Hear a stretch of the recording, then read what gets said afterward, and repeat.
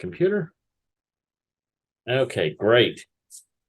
So hello and welcome everybody to the Knowledge Management Community of DC's May 25th meeting. We're honored to have Benjamin Anyacho here to talk about the Knowledge Café. And I met Benjamin at the Project Management Symposium at the University of Maryland. And after about 15 minutes of talking to him, I said, man, you got to come talk to us. Because he gave me a copy of his book, which is always a nice thing. Thank you so much. And, we talked to him. I said, I need to get you in here as soon as we can and talk about the Knowledge Cafe stuff and some of the great work you're doing. And Benjamin here, he's a senior project manager and enterprise knowledge management lead at the Texas Department of Transportation. He is an expert in project and knowledge management. And I can tell you that from just talking to him for 10 minutes, he is an expert, very, very impressive thought manager or thought leader. Serves on several national and global research projects and on KM boards and committees. He's also the executive director of the nonprofit Bridge Builders Incorporated in Austin, where he lives with his wife, Precious, and 2 teenage children, Ben and Amara, if I have that correct. And yeah, Benjamin, it's just great talking to you. And I'm going to turn this over to you now and let you go ahead and tell us all about the Knowledge Cafe. Thank you so much, Dr. Bill. It is my pleasure to talk to you guys today. And I sincerely appreciate the honor and opportunity to share what I know about this subject matter. I don't see myself as an expert. I still consider myself as a student, always learning. So the topic today is the Knowledge Cafe, caffeinated conversation, learning agility, and co-creative innovation. I am often animated, so you're going to see a lot of caffeinity as I present. That's actually me at the course of this presentation today. So once again, welcome to the presentation. First, I want to go and introduce my book. The subject I'm treating today was covered extensively in my book. My intention is not to sell anything, but to let you know that this was based on this book, The Knowledge Cafe. I had a presentation at Project Management Institute in Los Angeles, 2018. I was given the opportunity by a national publisher to write this book, and I'm pretty excited about it. So just one moment to hear a little about it in the video.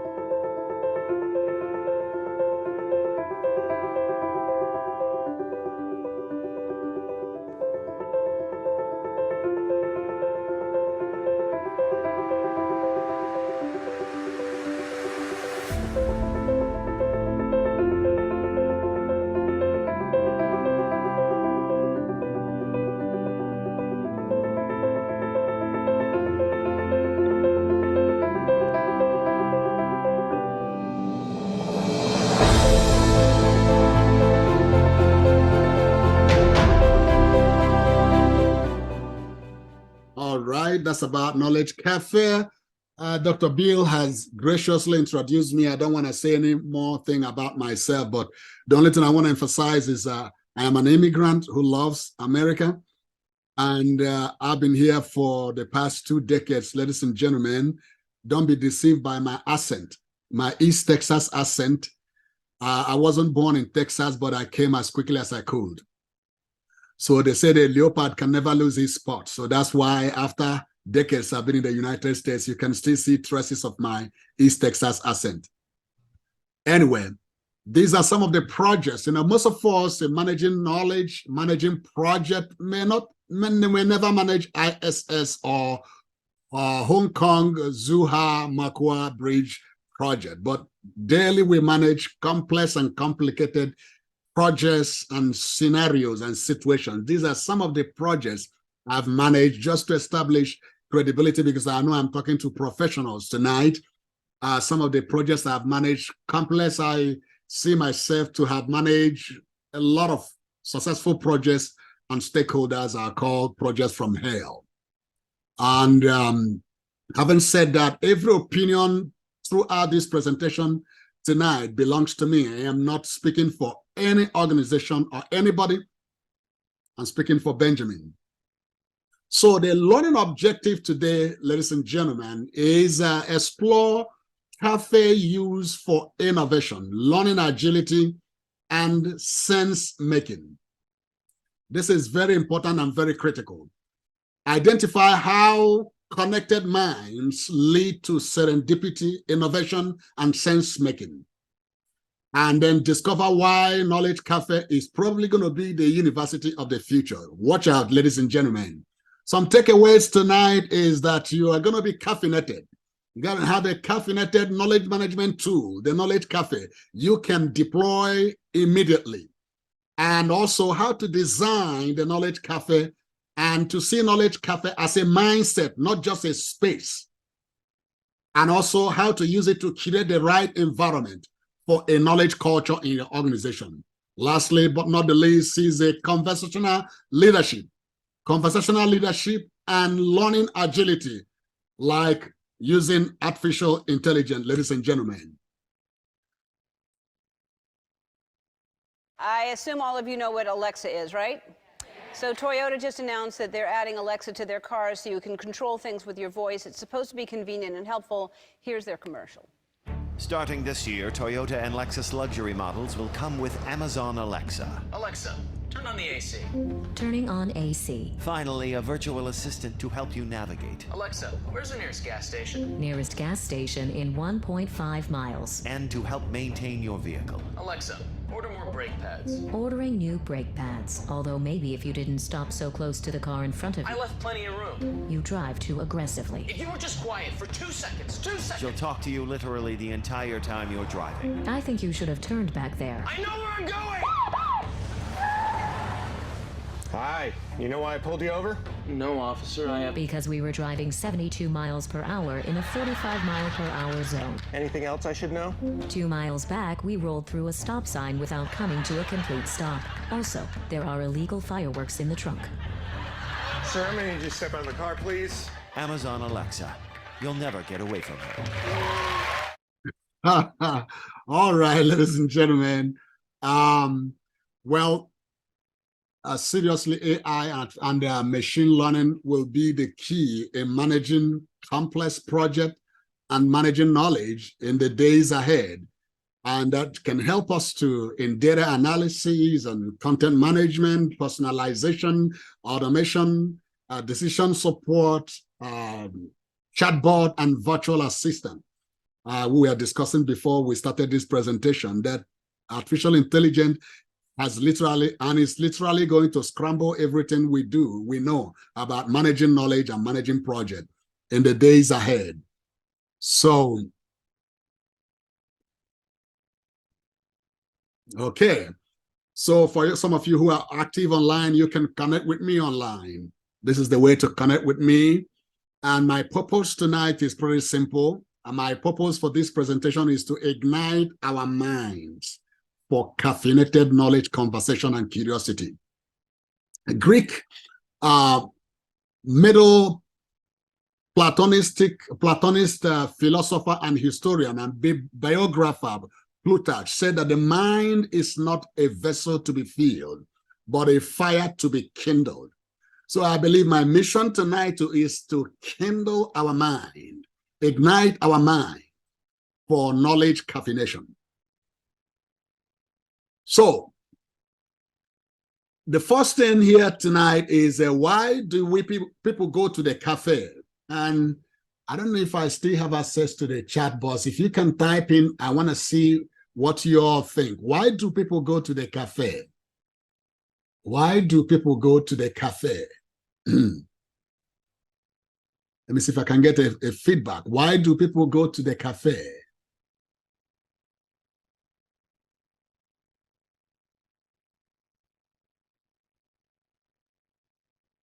That's a question. And Benjamin, Coffee. I hear coffee. People go to cafe for coffee, coffee and socialize. Okay. All right. For the sake of time, I asked this question. I've presented on knowledge management. And if I said dozens of places, I'm not exaggerating, but a couple of places, a few dozens places since 2021.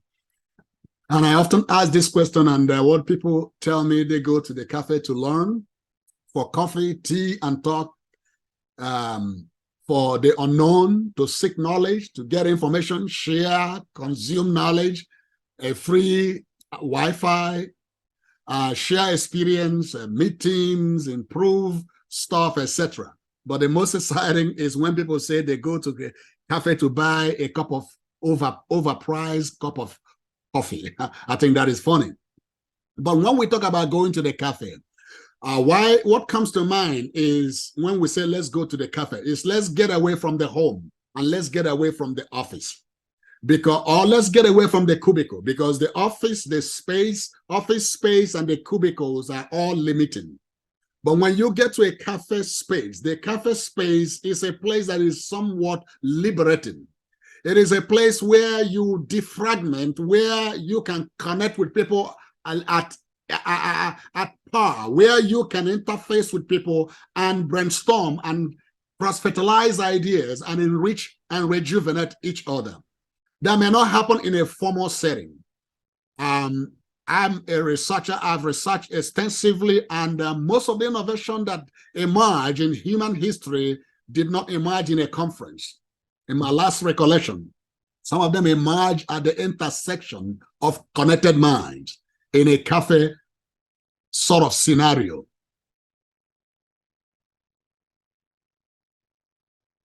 So, why people go to the cafe? The next question here is, why Knowledge Café? Why Knowledge Café? Why am I so fascinated about this subject?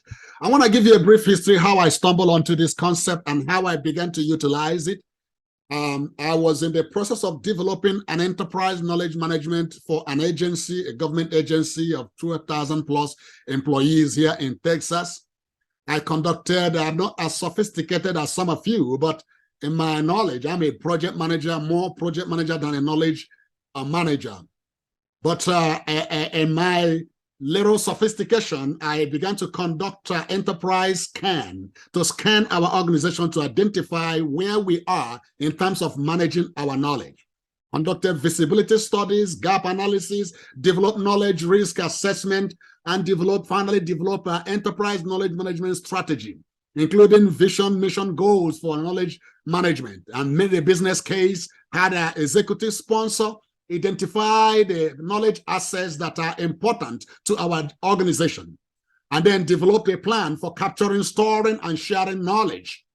And then after that, I selected the right, we thought were the right knowledge management tools and technologies. It was at that point we realized that based on all the research we have done, analysis we have done, communities of practice will be the best tool for us to deploy knowledge management in our organization. Within 1 year, we identified, trained, and equipped more than 50 communities of practice. I'm telling you, some of our communities of practice, in maturity level, some of them are probably in their between 3 and 5.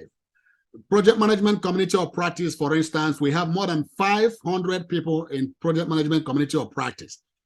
And then you have surveyors community of practice, Tableau, professional engineering, safety, you have all kinds of community of practice.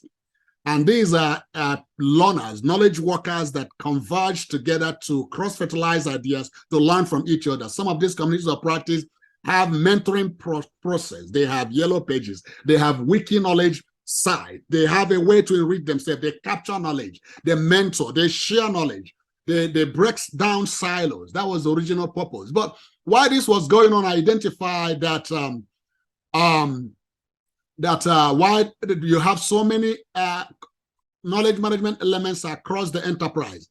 There were about more than 50 functioning communities of practice. Several of the tools, knowledge management tools and approaches used by desperate KM teams, we realized that there were still silos, that some of these teams were not talking to each other. We saw the need to bring all these knowledge management players into a space where they will be freely to communicate and share knowledge and identify best practices across a large enterprise like ours.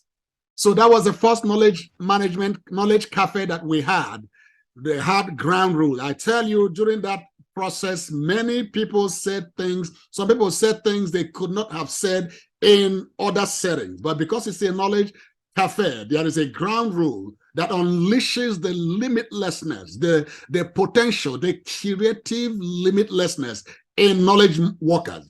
So it was so electric in this because we can hear engineers and safety officers and procurement, all kinds of employees sharing knowledge on the best practice on how to engage, how to identify knowledge, how to assess knowledge, analyze knowledge, steward knowledge, and transfer and share knowledge and create a knowledge culture in the organization. I have people from management, administration that have participated in this thing, in this Knowledge Cafe setting. The first one we had was 4 hours. And at the end of the Knowledge Cafe, I gave a survey to know how many people that would like to attend another cafe. Believe it or not, 93% said they want to attend another Knowledge Cafe.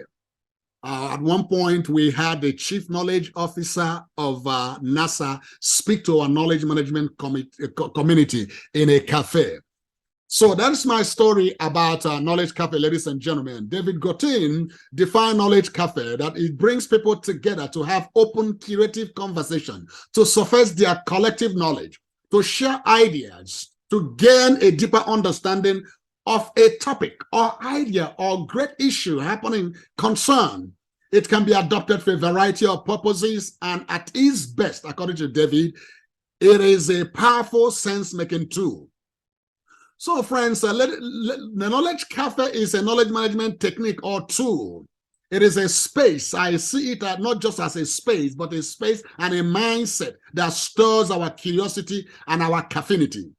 Is a learning agility for knowledge exchange, conversational leadership, sense-making, aha moment. We need a spot where we can have a aha moment, where through interface with connected minds, with people who have similar ideas, who are facing similar demons in their project, in their programs, in their portfolios, then the aha moment emerges, new knowledge emerges in such setting. It is an ecosystem for wisdom and co-creative innovation in projects, works, and personal life. That means you can use this tool even in your personal life, not just on projects. Innovation miracles happen at the intersection of connected minds, ladies and gentlemen, in a conversation at the cafe. Challenge me about this.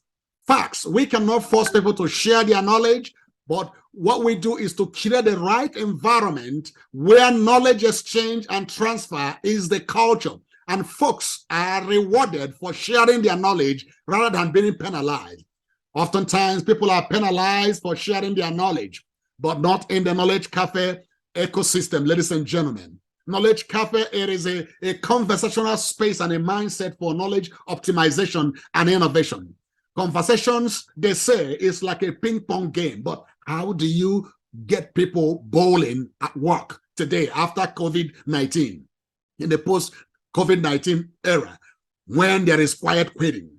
The Knowledge Cafe construct can unleash a knowledge culture, learning agility in today's project economy. The cafe knowledge exchange attitude and learning are where reflective and generative dialogue and discourse are covenanted. Debate and diatribes are intentionally outside the ground rules of the Knowledge Cafe. The Knowledge Cafe is for those curious about conversation, learning agility, painless knowledge exchange, and co-creative innovation. Knowledge Cafe curates that right space. The title of my book is Knowledge Cafe, Curate an Environment for Successful Knowledge Management.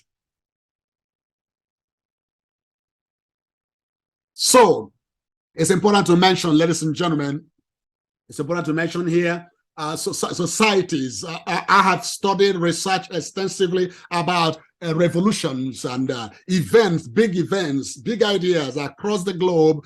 And among them were the French Enlightenment, and that started, in my opinion, in the Café of Paris. The 18th century social, political, and philosophical revolution swept across France in an era known as the Enlightenment.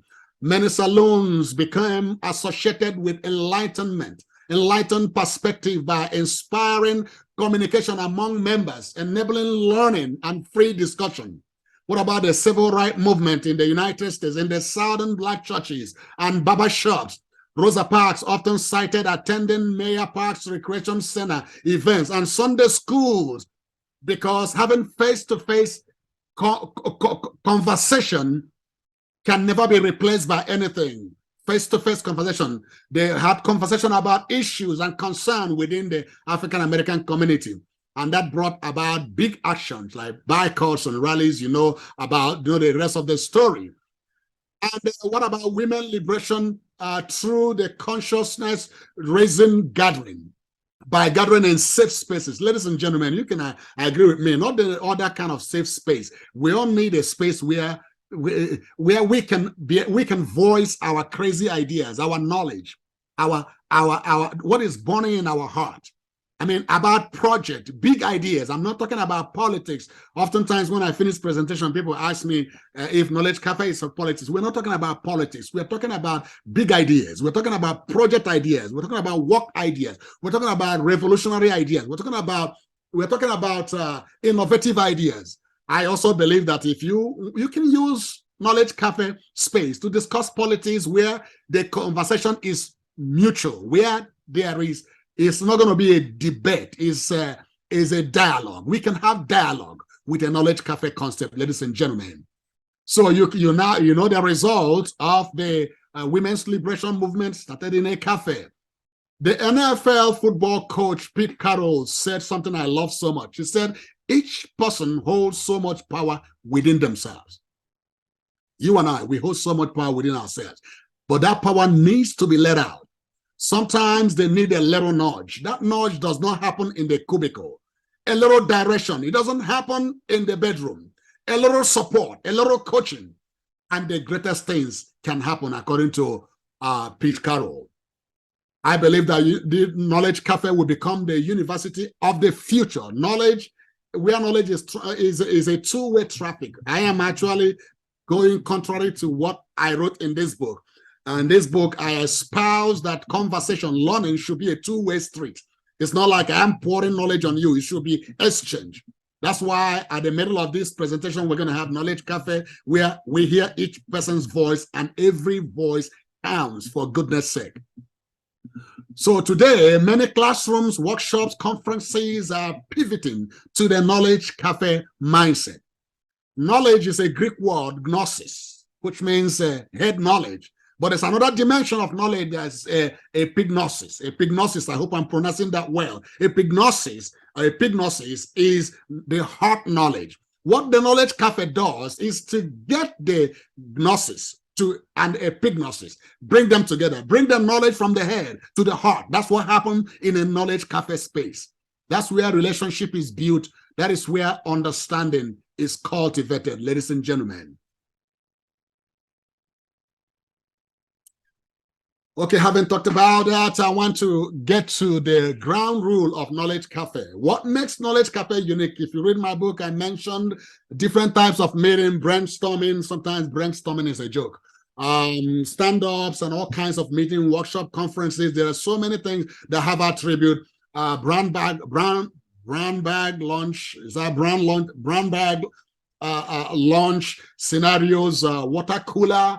A conversation, they all have the attribute of a Knowledge Cafe. But what makes Knowledge Cafe unique is the ground rule. Because why do you make ground rule? Why do you make rules before you have a cafe? Because we are not politicians. We don't want to make the rules as we go. We have a rule. I remember when we had the first Knowledge Cafe, we had somebody from our administration there. And somebody asked a question that ordinarily, if the person had asked that question, made a comment in a formal setting, the person was going to get into deep waters. But because it's in the cafe, it was okay, because you can actually say dumb things that you think that are not pretty cool, but it's going to be your own type of way of solving a problem in the cafe, and it's accommodated. That's the difference, the difference, that the uniqueness that Knowledge Cafe brings. So Knowledge Cafe ground rules: one, it promotes dialogue, ladies and gentlemen, not debates and arguments. That happens outside. We don't belong there. It creates a conversational covenant. What is conversational covenant? I have a friend, I spoke at PMI in 2018. This very intelligent gentleman, the wife has PhD, very well educated, I would tell you in honesty, smarter than me. He walked to me and said, sir, I want you to be my mentor. This guy is white, blue eye, smart. I thought he's smarter than me. I rolled my eyes. I said, sure, we can do that. Long story short, since 2018, he and I have met every single month. We have met and discussed. And what has kept our relationship strong is that we have a conversational covenant. When I meet with him, I told him we assure ourselves that we're not going to make anybody walk on eggshells. So we have discussed an array of issues, from race to project management to knowledge management to politics, all kinds of discussion. And he feels safe when he talks to me. He doesn't feel I'm going to hit his head or accuse him of something, and vice versa. I don't. So he is honest. In our cafe, anytime we have a cafe meeting, a cafe one-on-one, we created a conversational covenant. Man, you are not stepping on my throat, or you're not stepping on my hose. You're not insulting me. Just speak honestly from your heart. He speaks honestly from his heart. I speak honestly from my heart in our cafe, and we have enriched ourselves. I've learned so much from him, in my opinion, more than he thinks he has learned from me. He thought he has learned a lot from me. So the voice, Dr. Dennis Bedford endorsed my book, The Knowledge Café, Georgetown University professor. She, in her endorsement, she said that some of us have our crazy ideas that we need somebody to test out. So we need a space where we can bring our crazy ideas for caffeinated individuals to test them out. That was one of the best endorsements. So Knowledge Cafe is where you bring your crazy ideas. Some of us have crazy ideas. We need to bring it to a cafe where it's safe to fail, driven by powerful questions based on the theme. Cafe has a theme. We don't come to cafe and say, well, it's casual, therefore anything goes. No, cafe is like a flowing river. It is not a pond. There is a theme. There's a purpose for cafe. It encourages open and creative conversation. It preserves conversational flow. Everyone has a voice in the cafe, ladies and gentlemen, and everyone participates in the process. It values diversity of perspective, not necessarily diversity of race, diversity of gender. All these diversities are good, but we're talking about including all kinds of diversity of opinion. Identifies options, possibilities, pros and cons for business to enrich ourselves in knowledge, ladies and gentlemen. Draws out broad participation through small groups. We break small Knowledge Cafe into small groups. Conversational format. I elicit deeper understanding of issues, and there's a lively facilitation. Therefore, how you facilitate a cafe matters. There has to be lively, and develops and evolves thinking on specific business matter, business issue, great ideas, knowledge. That's what happens in the cafe, ladies and gentlemen. So, having talked about the ground rule, the next thing would be, how do you organize this cafe? How do you organize a Knowledge Cafe? Where do you organize a Knowledge Cafe? David Gotin, this is actually his prescription, that usually 1.5 hours to 2 hours. So when you start, you have 5 minutes introduction, and then you welcome people, 5 minutes, then theme. There's a theme, you explain the theme of the cafe. 10-15 minutes. There's a small group of 3 to 4, according to David, not more than 5. Then discuss questions for 45 minutes, then another 45 minutes to summarize. According to him, no need to capture the conversation. Okay, that was David Cotin. But since I know that there is no one scenario that fits into all scenarios. Like where I work, I realized that could not work in my context. My first Knowledge Cafe was 4 hours, ladies and gentlemen, which runs contrary to that very standard. What I'm saying here is that you have to understand the culture of your organization. Every organization is different. Know what works for you. Maybe 30 minutes will work for you. 30, 1.5 hour, like David stated. But in my space, I've had 1 hour cafe, I have 2 hours cafe, I had 4-hour cafe events. You get to know each other. We try to, it's opportunity to build and develop relationship. You cannot exchange knowledge with enemies. You got to develop knowledge, a relationship. And we normally have a timekeeper and a note keeper in my cafes, and allow about 4 to 6 people at a table. Knowledge Cafe can be used for multitude of reasons, and we spend about 15 minutes just networking or use icebreakers during my cafes. And cafe discussions are mostly held in small group tables. And what's unique about this is that we collect the notes from small groups and we send them out to groups. As a best practice, we put them on our SharePoint, we put them on Wiki Knowledge sharing site for those, for larger community to benefit from what we learned at the cafe.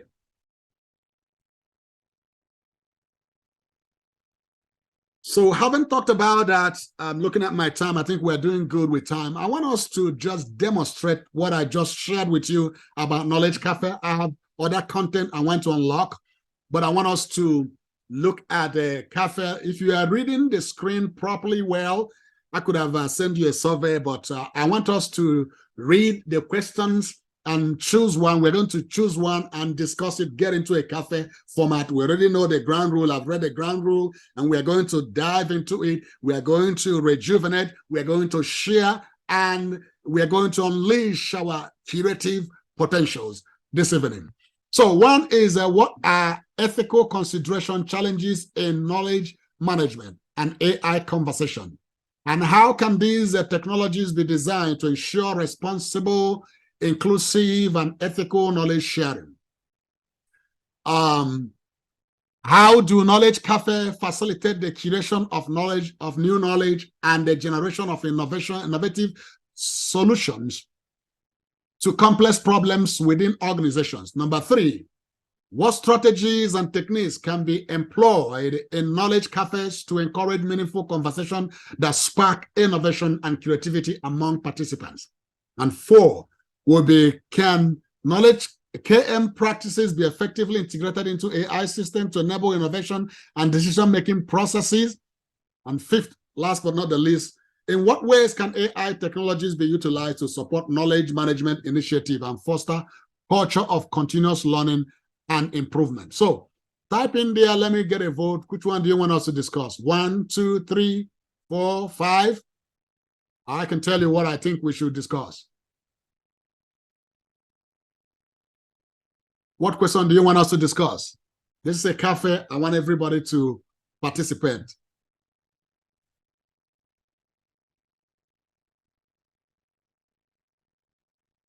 Do I still have you all online? I have Roger, Bill, Paul.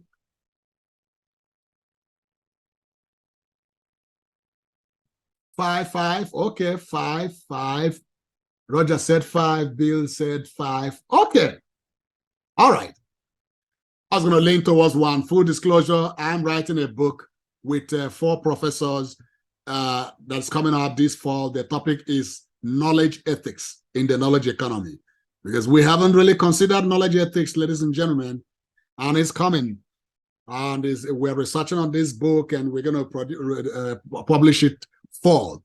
But let's look at number 5. Number 5 says, in what ways can AI technology be utilized to support knowledge management initiative and foster a culture of continuous learning and improvement? So the floor is open. You can type in your response. You can unmute yourself and comment. We have, this is 7:36 Eastern time, 7:36. We're going to spend the next 6 minutes on this discussion. So the floor is open. This is an open-ended question, so there is no wrong or right answer. Since we don't have lots of people on the phone, on the line, I would think it would be appropriate. We can unmute ourselves and comment. Yeah, I think that would be good if we can do that. So I see Roger unmuted himself. So Roger, you have some thoughts? Yeah, I've been building up my own knowledge library over the past couple of months, and I've picked up quite a few of the postings on AI, chatbot, GPT, some of the other products that are out there. Now, I haven't gotten into the how do you actually use them, but just from the topics that are coming in on that, there is a discipline that needs to be utilized in order to make it work. And I think the terminology is called the prompts. You have to give it the prompts that you want. But if in fact you're doing something where you're doing brainstorming, picking up some ideas, then you could use the AI technologies and let that scan the rest of the world and come back with some of the refinements on there and other ones, so that you could leverage a small group of people with a few ideas and refine and develop more ideas or better ideas. Mm-hmm. Awesome. There's nothing worse in the academic world. It's called plagiarism. In the business world, it's called leverage. No reason that you want to spend money to develop something that somebody else has already done. Awesome. I'll turn the floor, get other people in there, but I do have a war story on Department of Energy and how they utilized it during the Cold War. Okay. Awesome. Yeah, I agree with Roger on that. And one thing for the AI that I've been using is just, it seems like a simple thing to do, but I have amassed a huge collection of PDFs, research articles, and all those things. And, I have them in the folders and such, and I've been using some of the AI agents to basically go and digest those for me and kind of help me point out trends, help me kind of mine those, see where the connections are. And I mean, I kind of enjoy doing that myself, but I mean, I would go to an actual cafe, Starbucks, and take a bunch of PDFs with me and read them and then try to draw the connections. And that's very enriching, but it takes time. And That's what AI does for you, is that it replaces the essentially busy work time that you have to do and can get it done faster. Yeah, and I appreciate that, and it is pretty good. I still have this kind of feeling in the back of my mind, though. Is it really getting what I want? Is it really mining the gold that I want? So I've been using it and I've been testing it. So, I think it does a good job nowadays with insights, I believe. But I just gotta be honest, I'm still kind of like, I really want to see if I can look at it too, make sure I'm not missing something. Yes. Actually, there's a lot of intricacies involved in the AI space. They call it a prompt engineer. You have to be a prompt engineer to know. In fact, I am developing an operational manual we're starting a children home, and it needs licensing with the state. So developing an operational manual. So I hire somebody to do the manual. The person dropped the ball. So I said, okay, I'm going to finish it. Now use AI. So I spent about 30 to 45 minutes to develop a prompt. You got to tell AI got to have an idea of your thinking. And I can tell you it is such a useful, I tell AI what I'm thinking. So if it brings out something that is not right, I say, no, that's not what I'm thinking. I am saying the manual, this portion of the manual should be created this way. This is what I'm expecting. And you can see AI, an extension of my brain. And the best part is the ability to summarize. I actually send my book and ask him to summarize my book in 2 pages. And did a yeoman's job on some. That's actually the best, that you can have a 600-page document. AI, you say, I need it in 500 words. Done. It is the beauty part of. I know AI is going to actually scramble a lot of things, and it has already started. Yeah. So I'm developing an innovation readiness for my organization. So innovation readiness training. So before, it would have taken me some hours to articulate how to arrange it, what comes first. Before I just go there, say that I'm developing, and did the prompt. Spend time to articulate. It's not just one phrase. What I wanted the AI to do, and create the whole environment with all the necessary things. It took me time, but I dropped it. It was able to bring an outline on what to do. I look at those outline. Some are out of sequence. I fixed them, but it saved me hours of work. And you know, when I think about that, when you talk about the prompt engineering, because I've been looking at that too, that is such a uniquely human skill when you think about it. Yes. Our ability to ask questions, because that's something, and I know they have AIs that can ask its own prompts, but really it's kind of, to me, is like, that's the real human thing, is how we can ask a question on something we don't know about, but can find out more. And I think that's, and when I teach students this, and, you know, they use AI tools, and I say, well, this is the thing about it. You know, it has all that knowledge, but you got to figure out how to ask it for that knowledge, how to conceptualize, and that's uniquely human. And also, I have to ask. I often ask the AI. Said, okay, can you ask me any question? Then it provides me about 5 questions to answer. So by the time I answer those 5 questions and turn it in, it helps the AI to understand my thinking. That's also important. Go ahead. I think the concept that has to be included in that is you can't just come up with a prompt, push it out to AI, and think you've got the answer. You have to have the feedback loop in there to essentially validate what AI gave you. It can cut down the work, but I wouldn't trust it to do the validation. Right. I would do the validation. Oh my! This is the last experience I'll share because of time. We got to move forward. I had to ask AI. I'm developing a knowledge cafe center for small businesses in Austin. So I asked AI, can you do an academic research for me? This is what I want to do. Research and give me academic references on where it has happened, blah, blah, blah, blah, blah. It gave me 3 references that never existed anywhere. So I tied back, I said, these references, I've checked them, they don't exist. He said, I am a machine, blah, blah, blah, blah, blah. I don't have that capability. So you don't have to take out the word, take it at this one, but I think on the average, it does, I think it's a game changer. So please, for the sake of time, since it's 6:44, I want to finish the text. And thank you everyone for participating in the Knowledge Cafe session. You can see how rejuvenating Knowledge Cafe session can be, and what it can do in terms of enriching each and us, rejuvenating us in knowledge. So I want to pivot to Knowledge Cafe, Knowledge Capital vehicle. I believe the Knowledge Cafe it takes the knowledge capital to church.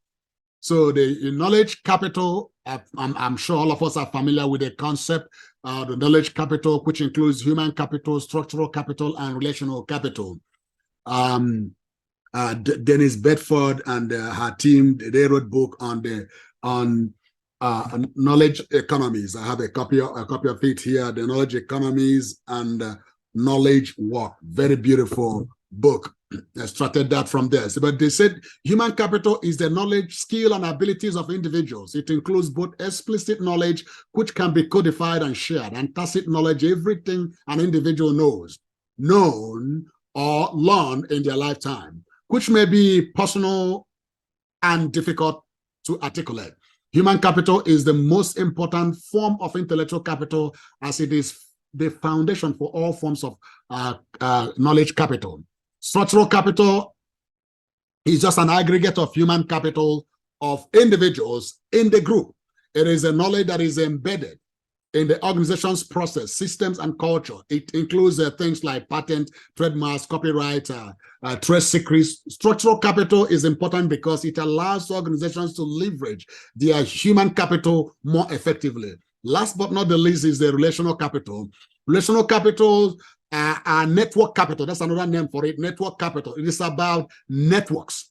That's where knowledge comes. And oftentimes when we talk about knowledge and knowledge management, we lose the human element. It's all about machine. I'm more interested about the human element of knowledge management, the networks, the knowledge flows, the knowledge sources, social relationship, trust, and all of other factors that speak directly to the movement, flow, and velocity at which knowledge moves and transforms.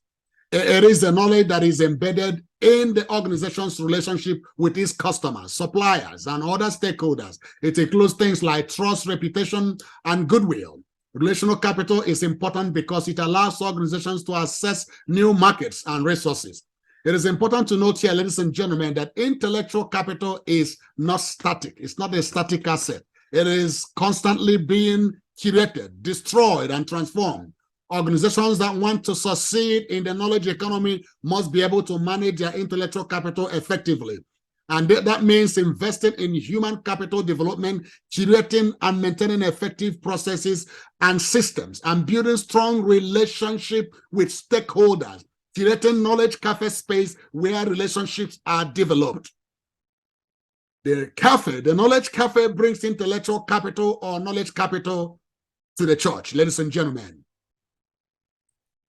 Having talked about the knowledge capital, so I begin to wind up, let's talk about learning agility, the importance of learning agile.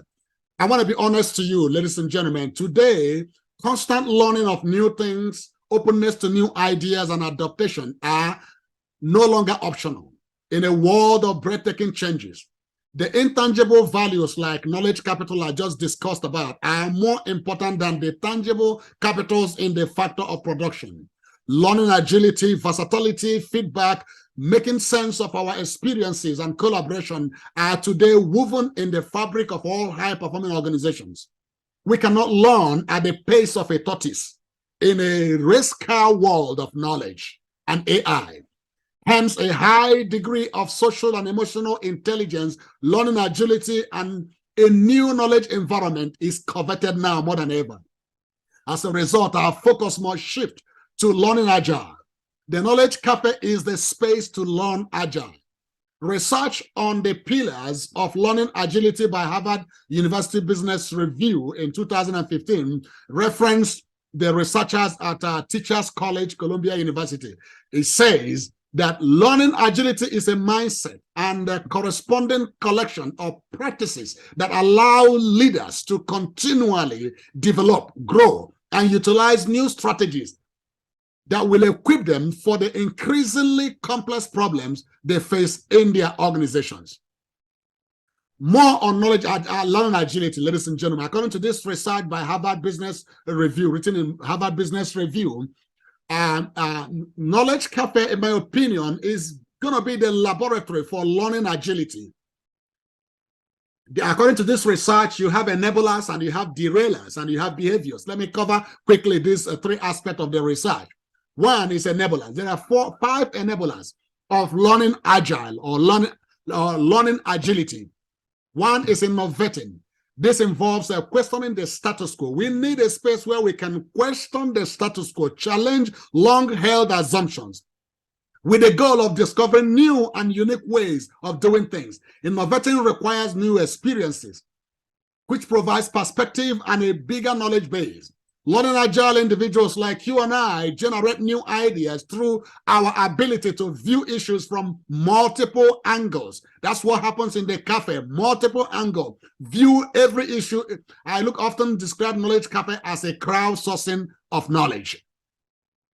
Performing. Learning from experience occurs most often when overcoming an unfamiliar challenge. But in order to learn from such challenges, the individual must remain present in a cafe, engage others in a cafe, handle the stress brought about by ambiguity, and adapt quickly in order to perform. This requires observation and listening that happens in the cafe, listening skill that happens in the cafe, and the ability to process data quickly. Learning agile people pick up new skills quickly and perform them better than less agile knowledge workers. Reflecting.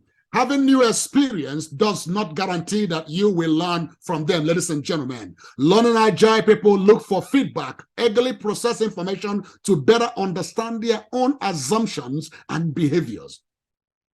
As a result, they are insightful about themselves, others, and problems. In fact, in a prior study, Greek peak partners discovered that strong self-awareness was the single highest predictor of success across C-suite roles. Risking. Learning agile people are pioneers. They venture into unknown territories and put themselves out there to try new things. They take progressive risks, not thrill-seeking, but risk that lead to opportunities. They volunteer for jobs and opportunities and roles where success is not guaranteed, where failure is imminent or possible. They stretch themselves outside their comfort zone in a continuous cycle of learning and confidence building that ultimately leads to success. Then the last but not the least is non-defending. Non-defending, they are open to learning and knowledge exchange. They resist the temptation of becoming defensive when faced with adversity. Being open to experience is fundamental to learning and Knowledge Café. Individuals who remain closed or defensive when challenged or giving critical feedback tend to be low in learning agility, according to this research, ladies and gentlemen. In Knowledge Café, in my Knowledge Café, in a Knowledge Café, you should be open to criticism, feedback. That's how we grow in knowledge. The derailers. Derailer has the quality attribute of derailer is defending. They are always defending, in contrast to non-defending. High learning agile individuals seek feedback, process it, adapt based on their newfound understanding of themselves, situations, and problems. There are a few behaviors pointed out by this research. The behavior, you ask yourself, how does this 5% translate into behavior, performance, and results at work? The researchers found out that learning agile individuals, notably one, are more extroverted. I know some of us are introverted, but you need to have some extrovert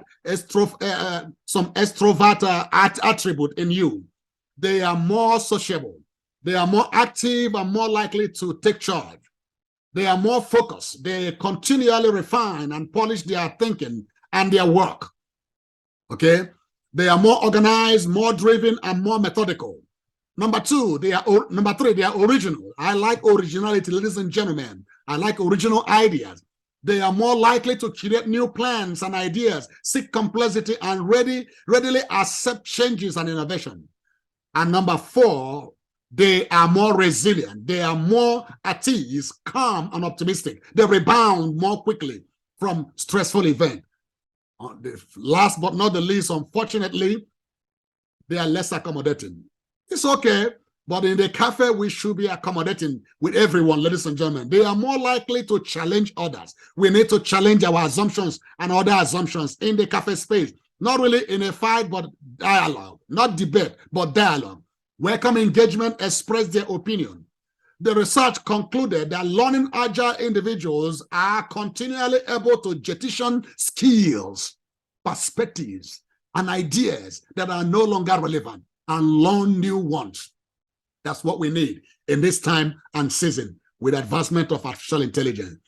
So that is my presentation. I'm going to summarize, but I want to take questions since I'm going to go to summary, and after summary, then we can take any questions. So, ladies and gentlemen, you can see my presentation today. I have presented to you the importance of this knowledge management tool that focuses on the individual. I tell folks where I walk and wherever I go. So if you want to know anything, everything I have, I buy you lunch. It is a travesty to go to the grave with your knowledge. Share your knowledge. Human interaction is the best way to transfer. Human interaction is the best way to transfer all major core capabilities on Earth. So Uruguayan journalist Eduardo Galano said, I did not receive a formal education. I was educated in the Montevideo Cafe, in the Cafe of Montevideo. There I received my first lessons in the art of telling stories, storytelling. He meant he was educated in the cafe, not in the conventional classroom setting, library, or conference. I've shared with you the objective of this, and I believe at the end of this session, you can agree with me that we have achieved the objective of this session, exploring Knowledge Cafe. If we need to innovate, we need to cafe. If we need learning agility, will lead us to cafe. If we need to make a sense of any situation, we need to cafe. We need to interface with similar idea, similar people in an intentional Knowledge Cafe setting with a ground rules. Okay? Identify how to connect minds that leads to innovation and sense making. And discover why Knowledge Cafe is probably going to be the university of the future. You can agree with me, some of the takeaway, you've got a caffeinated knowledge management tool today that you can deploy today. It's pretty easy to deploy it, to use it in any setting. You can design a cafe mindset and environment, create your own environment. Embrace the rise of conversational leadership and plug into learning agility. So, having said that, ladies and gentlemen, let me get some questions. If we have some questions before I summarize. I made the last comment. Any question? We have 2 minutes to go. Okay, go ahead and unmute yourself. You want to ask a question. And while we're waiting for some folks to think of some, I really am intrigued by what you say about the Knowledge Cafe being the university of the future. And I say that because I'm a part-time, faculty member, adjunct instructor, and I've been seeing how the universities have been greatly changed by the pandemic. And I like what you're saying about conversation being more of the basis here rather than just lecturing to the students. So are you seeing that in more and more universities that they're moving towards that kind of Knowledge Cafe idea?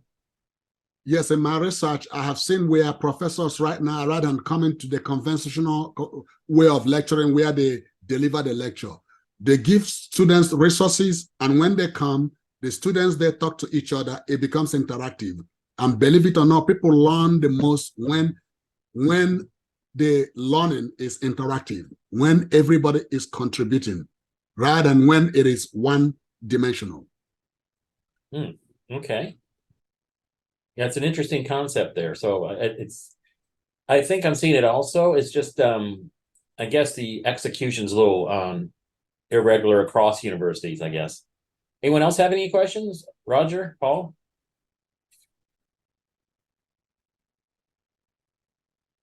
I'm good.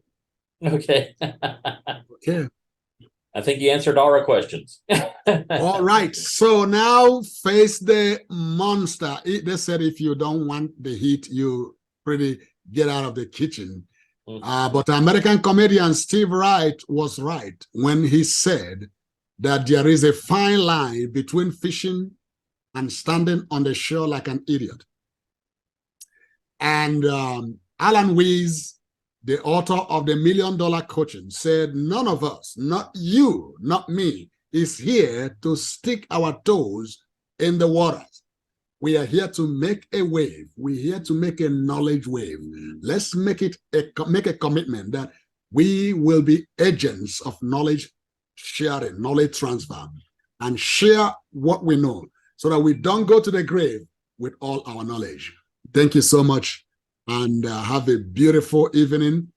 Make it happen. This is my information. I think I'm connected with every one of you here, including Roger. Roger is, I've known Roger since the First World War. Thank you again. I appreciate the time and the opportunity.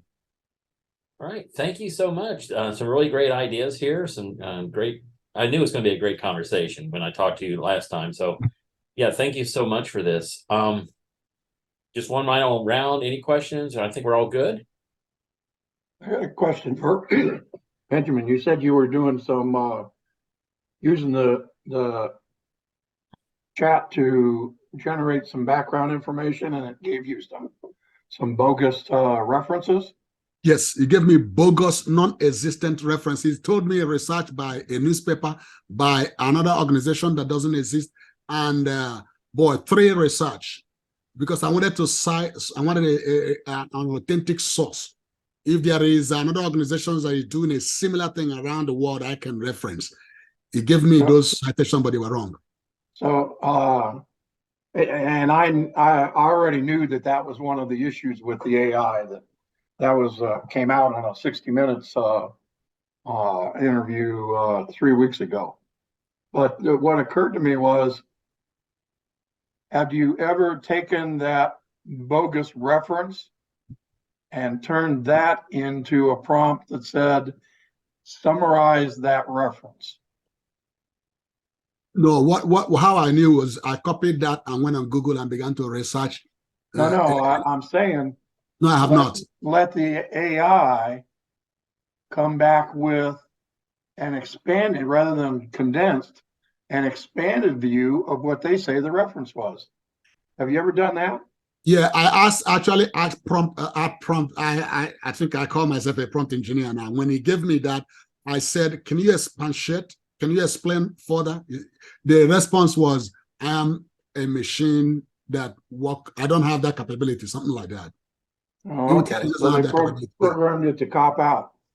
Yeah. Interesting. I like that. All right. So again, thank you, sir. It's a great presentation here. Thank you all for attending. This will be recorded. It'll be up on YouTube in a couple of days or so.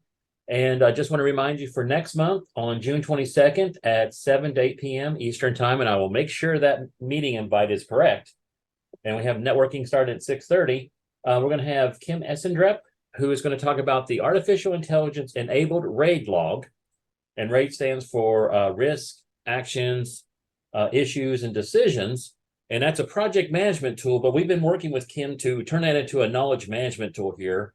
And he's going to be giving us an update on how AI is helping people with capturing knowledge and working with the knowledge, and actually in the area of better project management.